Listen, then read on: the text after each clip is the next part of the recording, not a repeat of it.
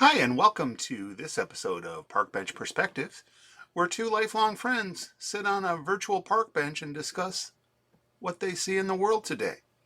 Join my co-host Mike Hammer and I, and grab a seat on the bench. Watching all the world go by now, underneath the hazy sky now. Got my ticket for the long ride. Yeah, from my park bench perspective, got that wide-eyed view on life.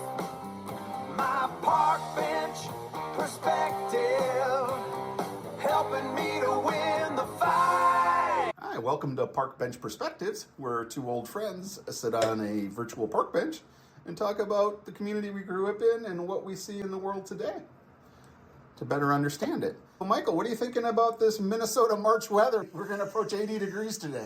Well, Carlos, it's interesting. I know you can look back in time and there's been dates this early that got warm, but it seems to be more and more. When we were young, it was once you got to this point in your mind, winter was done. There's no more sliding. There's no more stuff you want to do. You want spring. And we like baseball. So we wanted to be able to play outside and play baseball. And springtime meant baseball season when we were kids. And you couldn't wait till it dried up and it got nice and it stayed nice. And then something would come, the cold snap would come back in and put a reminder on it. And I'm gonna do something that's really smart to do on an audio podcast. We're talking about what we're wearing. We both are wearing baseball. You're wearing a St. Louis Park Town team shirt, and I'm wearing a Minnesota Twins jersey. So we still are. Our brains are wired to spring means baseball. Good part. I don't want to call you out on here, but people that have listened to us assume I'm Mike Hammer, but I'm going to tell the rest of the new listeners that when you say, "What do you think, Michael?" I am Michael Hammer. Okay. Because you didn't cover that at the beginning.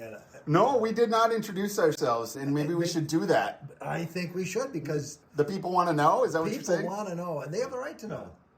What was that? Was that Baron von Raschke when we were kids on wrestling, where he would always end his thing, and that is all the people need to know? That was the Baron, and there's a funny story in another episode about dealing with Baron von Raschke in real life. But I look forward to hearing that story. That's what's called in the business a tease for future episodes. Yes. People are coming back for sure to hear that story. It's an interesting one. But okay, so yes, I'm Mike Hammer, and we are two old friends that we don't say old, longtime friends, seasoned. Seasoned. And many springtimes we've seen together. We seem to just have conversations that might entice others to listen.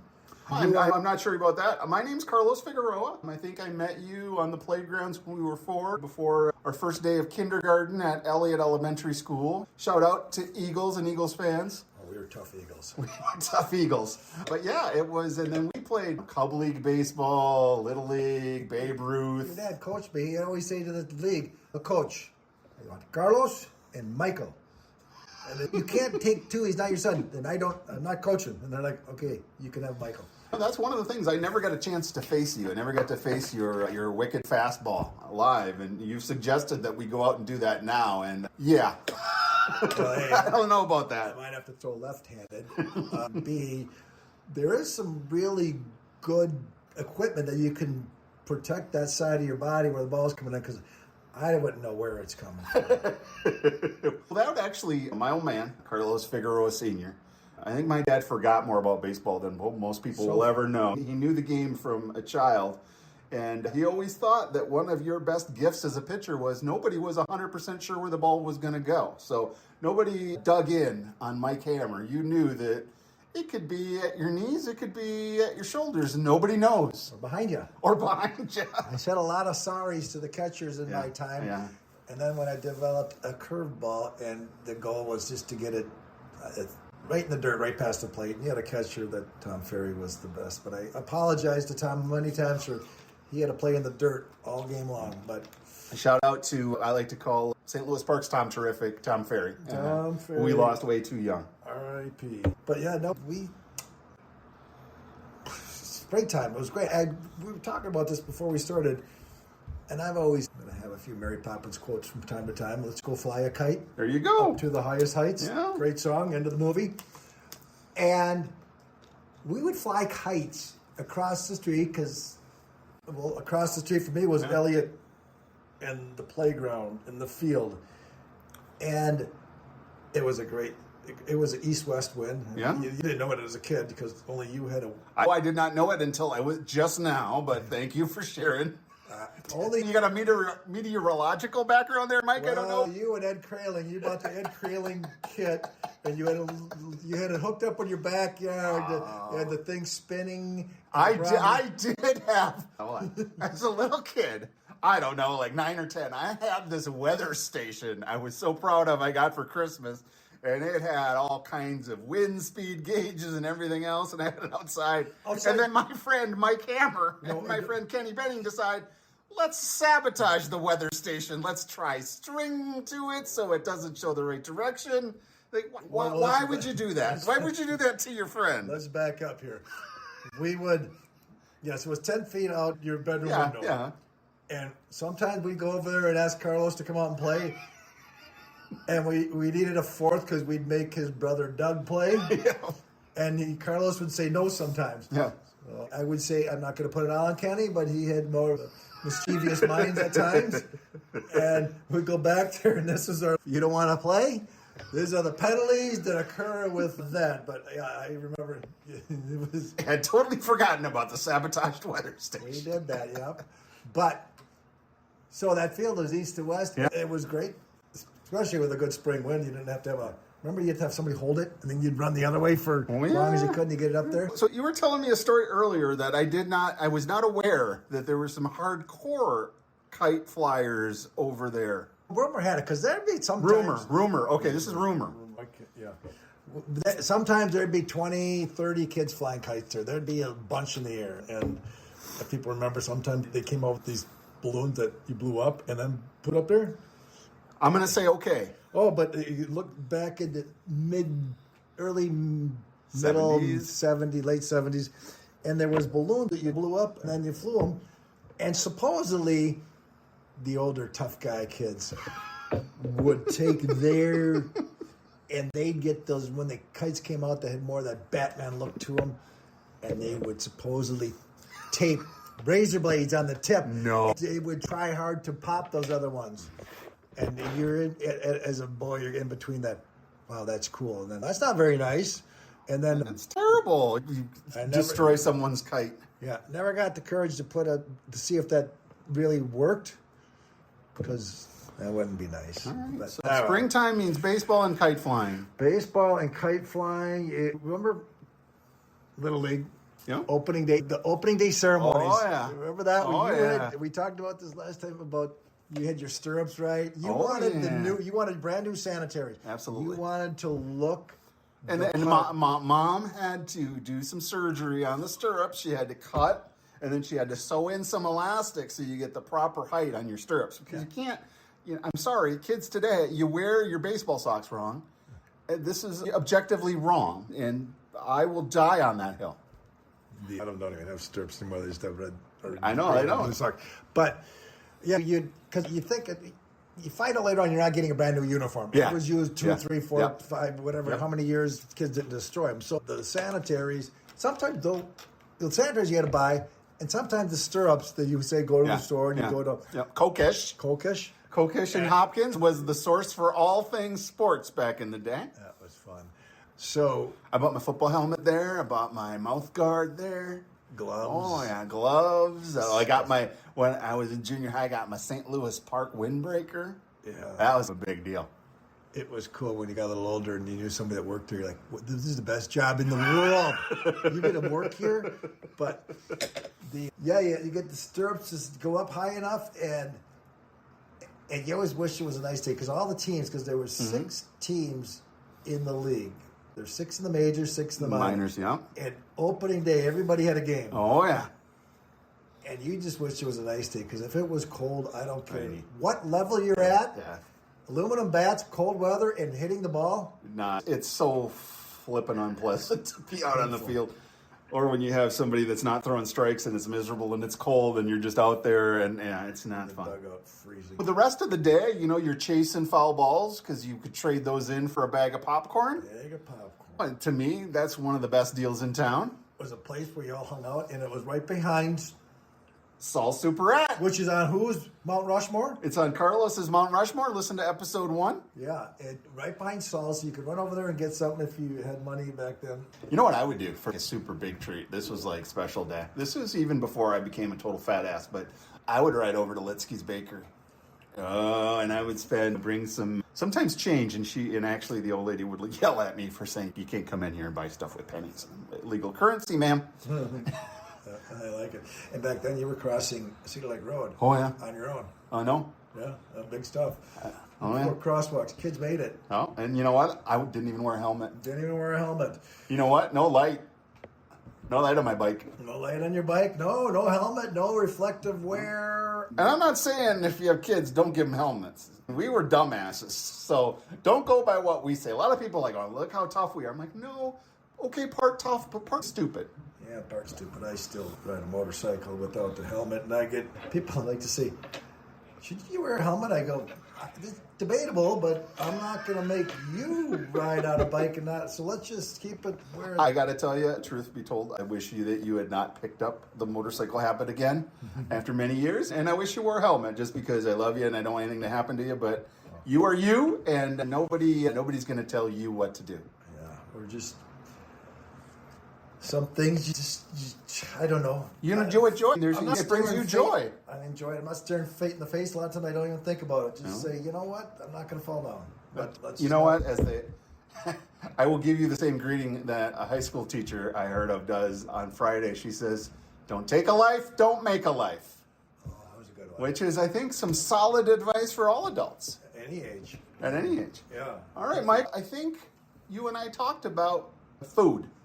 Because food growing up was a big deal. And St. Louis Park had lots of fun food places.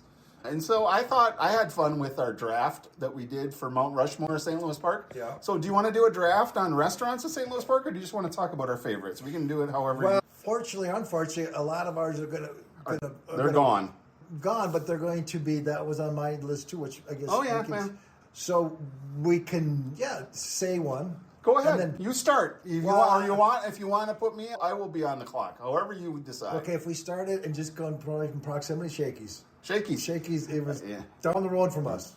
I tell you, a Shakey's Canadian bacon pizza was the greatest thing ever. Because first of all, Shakey's was not anything in my life that we got very often. It was pretty much the end of baseball season. And whose birthday party? And birthday parties. My birthday Your party. birthday party. After sledding. After sledding. It was during winter break. It was during Christmas break because it was December 27. And we'd go there, and that was... And then you keep going there, and then you end up working there, and then you end up... Yeah, you would. And that way you used to be able to watch people make the pizzas behind the window. So at a certain point in time, we were in high school, you and Kenny were behind that window, weren't you? Like sister got us her job there, and at first you were a little kid standing on that bench watching the people through the oval window with their hats on. Yeah. And then later on, you're that person standing on the other side of the window with that hat on. And let's just say sometimes we got in the mood certain ways to make pizzas at Shakey's. But that's a solid pick. That's a solid pick. I am actually going to take one that I think exists and came along in our adulthood just because it's some damn good food. I'm taking Yangtze because that's some solid food right there. Very few places in the Twin Cities where I've had better Chinese than at Yangtze. Yangtze, and it still rocks. I was just talking about you can't find good fried rice anywhere. Yeah. They don't put that MSG in it. It's Nope. stupid. Yeah. And I don't know. But they make it there on the wall. And I'm always under the impression they were somewhat in the same ownership group. Yeah. But I have an MSG story. okay, segue into it. Let's go. All right, from my restaurant days. So in high school, and this may be a pick by somebody, it may not, I worked at TGI Fridays through most of high school. You went to work more than you went to school. I did work a lot of hours. And I had a lot of fun with the money I made. But one of the things that they would do, and this was the 80s, the statute of limitations run, is you would have the big 55-gallon drum of salad. And you'd have a garbage bag in it. And so you would start the day in the morning. You would take the bag of salad from yesterday that's left in the barrel. You would throw it away. You would fill up a big sink, throw some MSG or what they would call something like potato white, I think it was called. Something to make the vegetables fluff up, and you'd throw them in the sink with some water and that stuff, and then you'd make the new salad, and then you'd toss this stuff on top, and you were ready to go. And as far as at least the managers told me, we've never received a complaint ever. No, 60 well- Minutes did a story on potential health issues with MSG. They got 7 calls the next week of people complaining that they were feeling the effects. I'm not a scientist, but that strikes me that's all psychosomatic and not real. Taking advantage of, hey, how can this what can you do for my bank account? We heard the story, maybe we didn't, but Mr. Polad used to redo the hot dogs. Yes. 3 or 4 days they'd last. Take them out of a lot of times the reason they didn't have them, the vendor would come by and put the hot dog in the bun while you're sitting there. Yep. Because those hot dogs weren't thrown away. Yeah, no. And probably there's hot dogs in all our intestines somewhere. Well, first of all, let's all be real. If you grew up in Minnesota, there are forever 3M chemicals in your body right now that will be there forever. Yeah. And nobody really knows what's going to happen. We have our own creosote plant in St. Louis Park. I lived for a while in Oakdale, and I drank the 3M water, this and that. I think the ship has sailed. I think we are basically science experiments at this point. Yeah. But we're not getting eaten by wolves as much, and we're not dying of diphtheria. This is true. You know what? You are right, because I'm a firm believer in better living through chemistry. Yeah. I think I'm glad that we're able to preserve food and not die on the regular. I just think where we've come with the evolution of the Wild West when it comes to THC. Yeah, that's true. We'll have an episode on that, because that would be fun one to dive down in our lifespan. Yeah, it's under George Bush's administration, so this is not our childhood, this is Bush Sr., Tommy Chong went to jail for selling bongs. Yeah.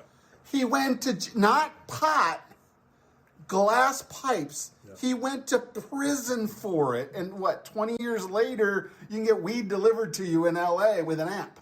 Yeah, and in that episode, we'll talk about Mr. Decas. Yes. The art teacher. Yeah. Pottery class.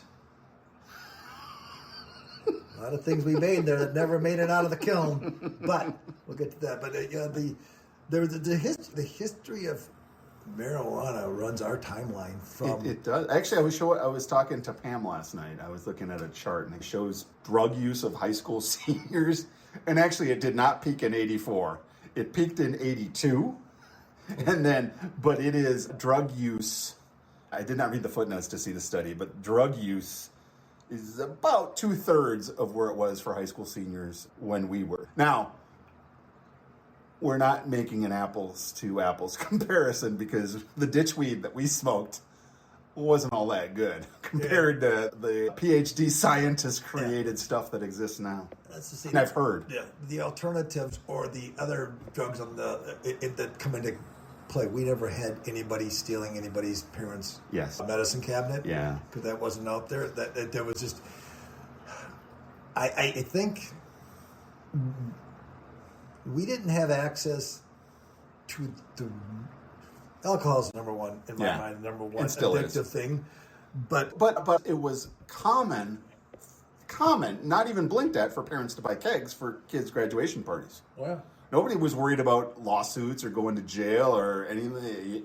No, they didn't have registered keg numbers or anything like that. It's just what you did. If you were a senior, if you were a junior, you had to ditch junior or sophomore. Let's not say this really happened, but say, and you were at some seniors party, and the coach walked in, you had to chuck that glass pretty fast. It was a little easier for us because the drinking age was 19, so it wasn't like you needed to hang out in front of a liquor store to find somebody to buy you booze. It was pretty much somebody at the party was going to handle that. And not much before that, it was 18. Yeah. And I remember Anita would always tell the stories. Yep. The reason they changed it, one of the reasons they changed it, seniors would go out for, let's just say for lack of a better term, a 3-martini lunch, come back just pie-eyed, walking to school going, so I'm 18, but another restaurant. I'm going to try to put the toothpaste back in the bottle. I find it a little bit ironic that we went from food to marijuana. We might want to explore how that connection happened, but let me think. You know what? I'm going to pick one that the food wasn't as good as Yangtze, but it was in my hood, David Wu's. Oh, so easy and quick and fast, and you get like that $4.99 lunch special. And you had David, and he was a character. Yep. And my mom, Maria, worked there for a little while, and it was the height of comedy to hear my mom with her quick accent and David Wu with his quick accent arguing, because David Wu would argue with Maria that her English wasn't good enough as a waitress. And Maria would say, your English isn't very good either. And I would give anything to have that conversation on videotape. Well, that would have been good. Okay, this comes back to with you and your dad. Yeah. Perkins. Oh, yeah. And the funny thing is, when you went out to a restaurant back then, it was not like now. It's not like, I don't feel like cooking, I'm going out to a restaurant. It's like, we have it in our budget. It was more that it was mindset. an event. It was an event. It was more that mindset. We have it in the budget to go out to eat. And you're like, oh, McDonald's was a treat. This one is, I don't know about you guys, but when it was we're going to go out and celebrate something. This is going to be a treat for us. Not technically St. Louis Park, but just across the border. Mr. Steak. Mr. Steak was, we're celebrating big time. It was not just a steak, it's Mr. It's a Mr. Steak. Yeah, it wasn't Mrs. Steak. That's different. It was Mr. Steak. But no, it was a big deal. Embers, and I remember getting the plate-sized pancakes. And they served it all day long. So you go for dinner and you go a couple, I think they were stacked too high. It was a big pancake. That was good. I worked at Embers for a good 3 months. When I got fired from TGI Fridays for having an earring that I wouldn't take out because it needed to stay in 6 weeks. And so I was making my stand against the man to say, no, I'm not taking it out. And then I worked for like 3 weeks at a place in St. Paul that I think is still there called Plum's Saloon. Plums, yeah. When it was first opening. And the problem was that they didn't want to have a lot of people. And so they were running me 70 hours a week while I was full-time in high school. And that did not work. So after 17 days, I quit there. And then I started working at our local St. Louis Park Embers. I was going to bring up Embers. I worked there for 4 shifts, and it was on the night shift.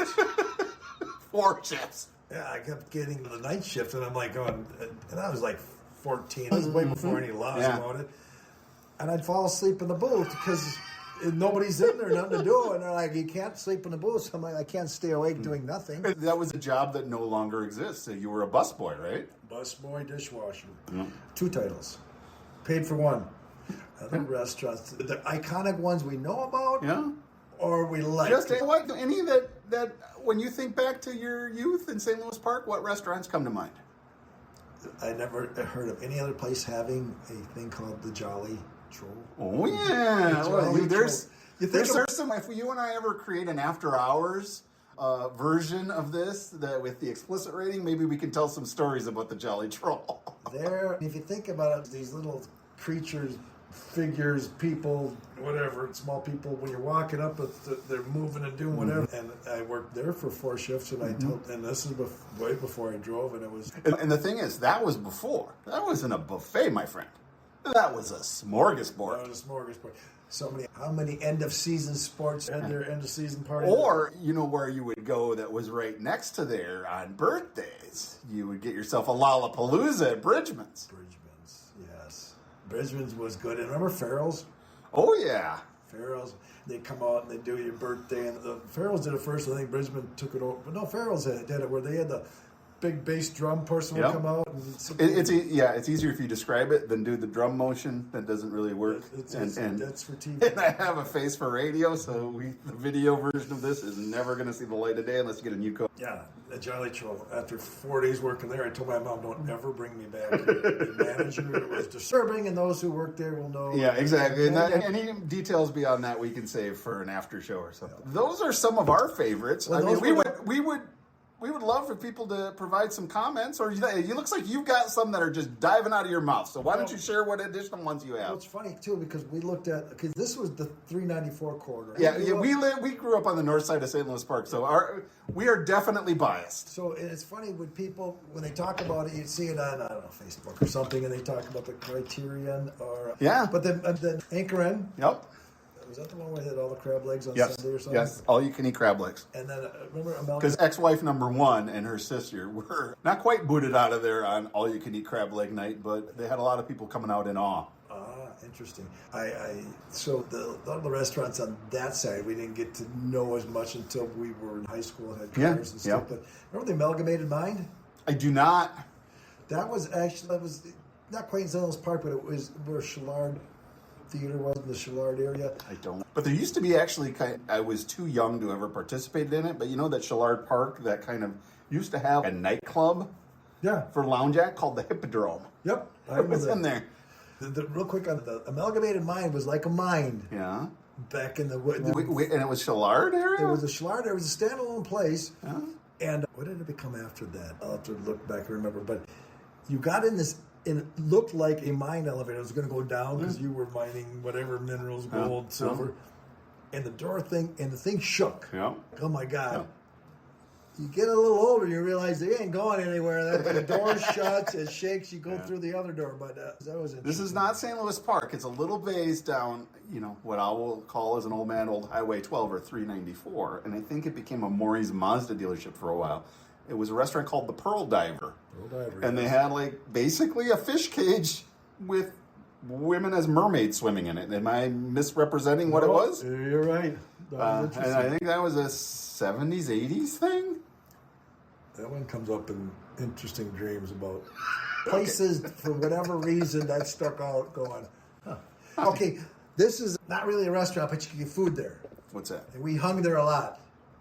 On that 39 Highway 12 corridor, still in St. Louis Park, but right on the northwest corner. And we would go there many times. Lupien, because you could get the hot dogs on Saturdays at Lupien Olds? This is where we go do stuff. Richdale. Food No. court. This is- No. we'd shoot some Carriage House. Carriage House. Carriage House was awesome. And you know what? I think, if I remember my geography, in some strange way, Carriage House was Golden Valley and Shillard was St. Louis Park, which I still can't figure out how that map worked. But I think you might be right because my sister lives just across County Road 18, as we used to call it. Now it's 169. The pond, and that's part of St. Louis Park. everything else is. It was weird the way they did it, but because of Kenny's mom. Yeah. And my mom, Kenny's mom, worked there, and my mom, Maria, she would babysit kids while moms were in the bowling league. Yes. And that gave us the right to play pool anytime a table was open for free. Yes. And that was awesome. We could bowl for free, too. And it had my favorite pinball machine. That is, if I win the lottery, I will get one, the 8-ball deluxe machine. We'll do another one on pinball because that's making a huge comeback. It is. And it has for the last 15 years. All right, you and I drifted there a little bit, Mike, but I do want to encourage folks because, as you mentioned, we have a bias towards the north side of St. Louis Park, the 394 Louisiana area where we grew up. But there are a lot of other great areas of St. Louis Park. So put in the comments a restaurant that you remember from your youth or from now if there's a great one in St. Louis Park, and let us know what you think. And should we talk real quick about our sponsors? Yeah, absolutely, Mike. Why don't you start us off? Okay, if your feet ever get tired, sore, you want a relief for your feet, got the world's best insoles.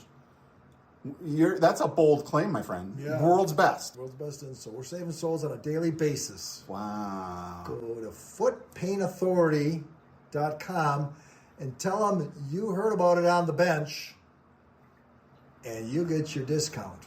You're giving people a discount? Discount. Wow. So, do you have the power to do that? Yeah, we know people in high places, and literally and figuratively. All right. So all they got to do is say, I heard about you on the bench. Yep, Foot Pain Authority, heard about you on the bench. All right. And I just write in bench in the promo code. All right, cool. We'll get real technical. Do you have any others you want to throw out there today, or? Hammer's handyman, but we'll dive into that more a little later because we got some stuff going on with that. All right. And you? So I've been doing some writing on Substack, which is fun, but I've got a novel that is close. I think I told you, I said, hell or high water, I'm gonna finish it and get it ready for publication by the end of next week. But I've got a novel coming out called The Ghost of Lake Osakis. It's a psychological thriller. Just got the cover design back this last week. Looks awesome. I'm looking forward to having folks read it. I think it's a lot of fun.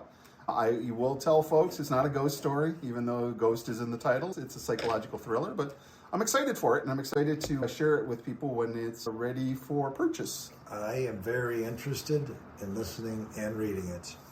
You also write articles. I do. I write some essays on Substack, try to look at institutions like NASA or... What was the one you just wrote? I actually wrote one on my industry, the e-discovery industry, which the effect of AI and venture capital on the industry. And ultimately, the conclusion is the same for most industries, which is machines can't replace competent, experienced individuals. and that will never happen. And as long as you are competent and experienced, you will always have a job. And a heartbeat, if you have a heartbeat. Yeah, exactly. Yes, that helps. But there are some folks like Sam Altman who think that humans are way too expensive to deal with, that data centers are cheaper and AI can just do it. Those might be topics for the future. But Mike Hammer, I've had a wonderful time on the bench with you talking about our life, and look forward to doing more of these in the future. We're done, and we're going to park it on the bench for now? I think it's time to get up off the bench. All right, my friend. Till next time. Enjoy. All right. Thank you, my friend.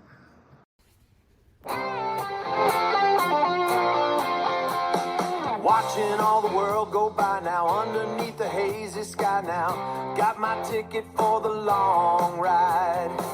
Yeah, from my park bench perspective, got that wide-eyed view on